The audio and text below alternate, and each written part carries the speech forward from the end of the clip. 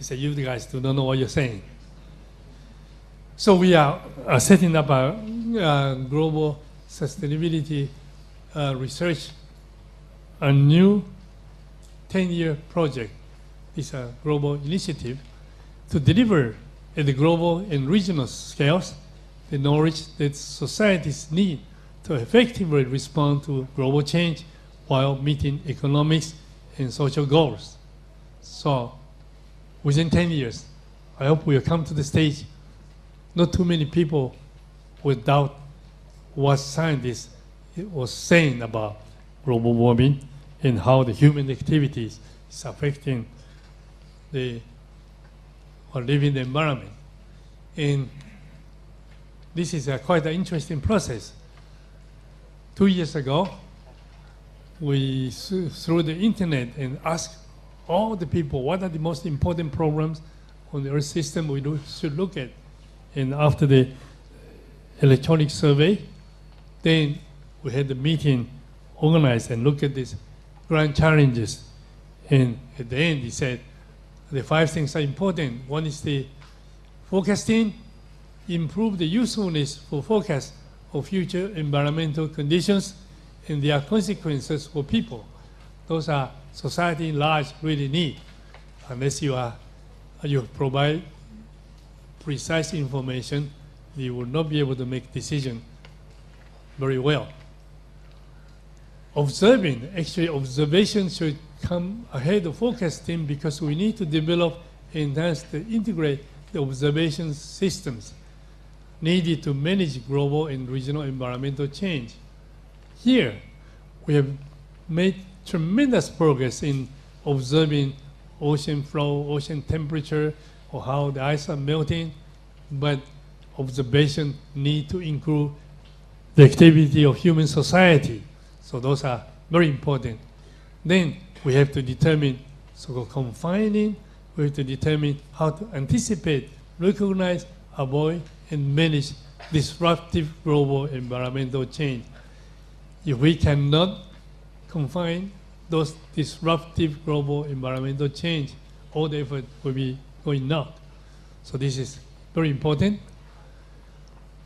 In responding, determine what institutional, economic, and behavioral changes can enable effective steps toward global sustainability.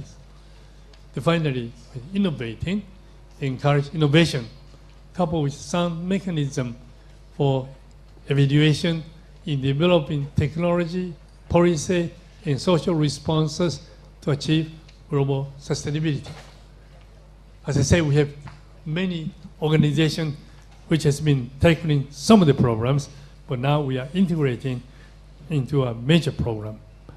And when we do so, we want to have a systematic pursuit of the following thing: stronger science policy interface. We also want to have a greater roles for social science and humanities, because we are, after all, moving to Anthropocene.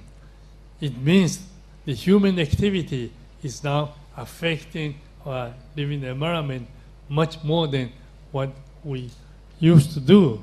So by investigating geosphere and biosphere without human activities, we will not get anywhere.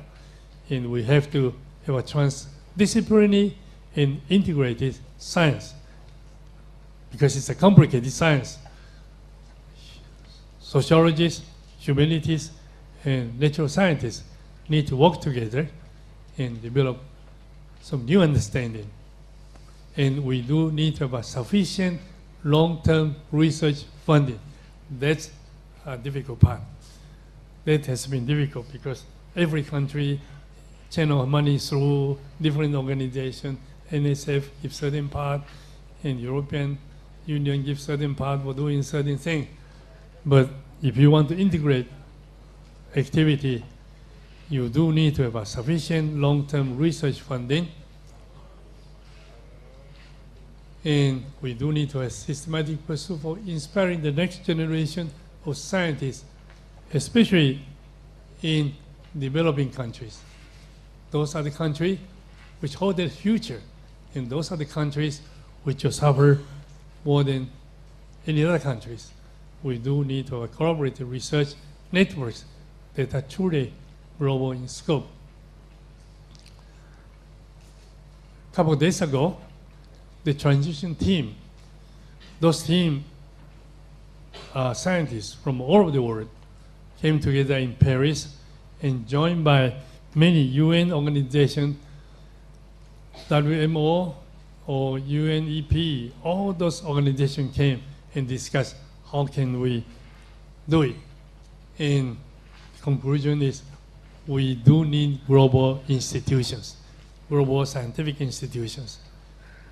We understand problems need to be solved by nation state, but we need to have a high organization look at the problem globally.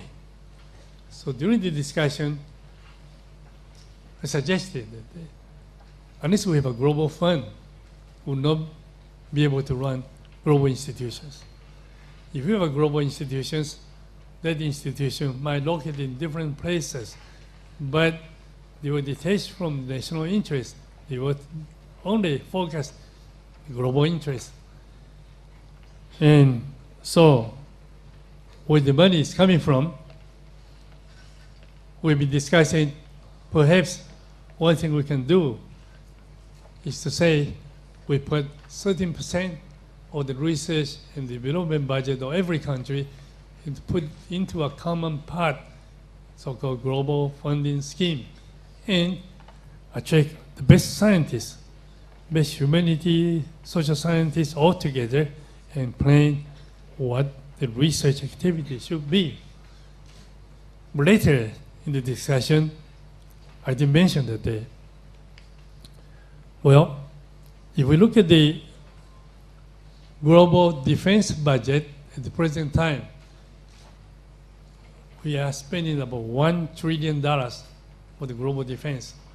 Every country tries to defend themselves, so Air Force, Navy, Army try to prevent the enemy across the border and attacking you. So we spend $1 trillion. While we are doing that, the world is become globalized. Although nation state still doing most of the thing, but the globalized activity become more and more. And before we know it, the survival of human society is not just enemy coming across the border. It's our activity, our own human activity become our enemies. And if we allow temperature to keep on going up, we might disappear altogether. When we say 2 degrees centigrade, lots of young people say, Professor Lee, why you worry about 2 degrees? In the morning, our temperature is only 17. By noon, it's already 25, raised by 8 degrees. And you look at the winter to summer, it might be changed by 30 degrees. And why you only worry about 2 degrees? We don't care, 2 degrees. It's okay. But I said, well, what's your temperature? Your body temperature is 36.5 degrees. If temperature were to rise by 2 degrees, what will happen to you? I'm sure you will lie on bed and say, Professor, I could not come to school today. I'm sick. I'm sick. Actually, Earth is like a human body. 2 degrees centigrade could have major consequences. And what we are doing without knowing it, the biggest enemy is ourselves. It's the global problem.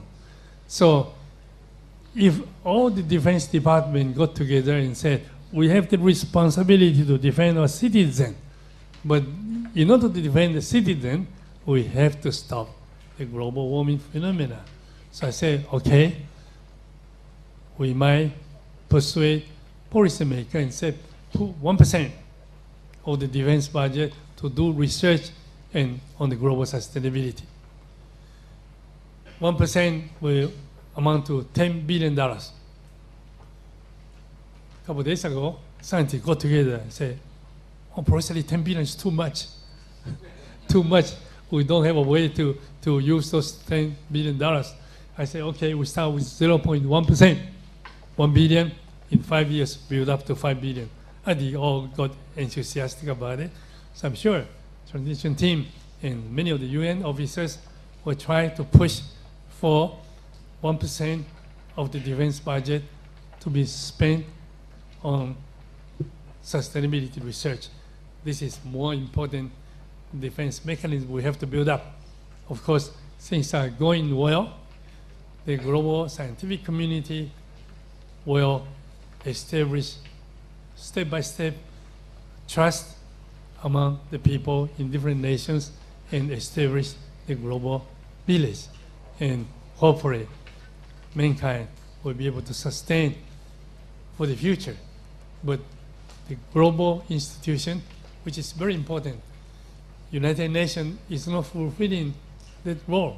Because when you said one government has a taxation process, redistribute the wealth, taking care of problem, although sometimes they are not doing very well either. But at the current time, United Nations is not fulfilling that kind of role. European Union, on the other hand, is a little bit forward. And in the future, if we have a global union, we have a global organization, make sure there's no war fighting against each other, then those $1 trillion could transfer to work on the global warming programs. Not entirely, even half, 500 billion a year would solve a large problem. We have to set the priority right. We have to face the problem in earnest. So today, what I really want to tell you is this is a serious problem. If we do not work hard, we will be disappearing from the surface of the earth. And in order to do that, we have to spend money. We have to change your lifestyle. Don't keep on thinking increase in GDP. Increase in GDP. We have to spend part of the GDP to transform our society so our descendants will be able to live together. Not much time left. Not much time left. And I do not believe United States will take the leadership. I listened to many of the discussions in the United States. They all believe that their energy consumption will go up, continuously go up, and then they will use technology, try to fix it and bring it down to 3 tons or 2 tons. That's the US way of doing that.